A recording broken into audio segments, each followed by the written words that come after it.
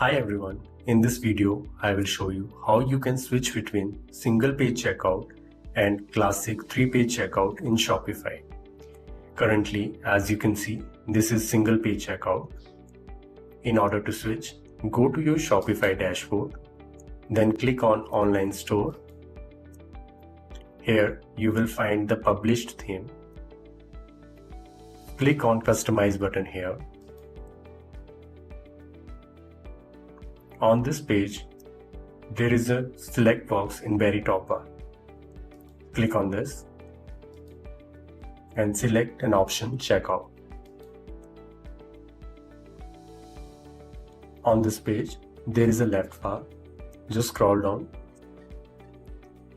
Here you will find an option for checkout layout. Currently, as you can see, this is selected to one page.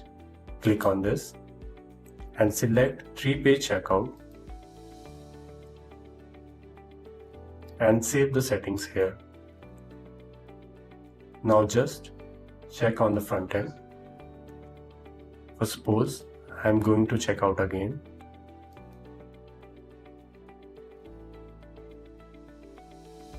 And refresh the page.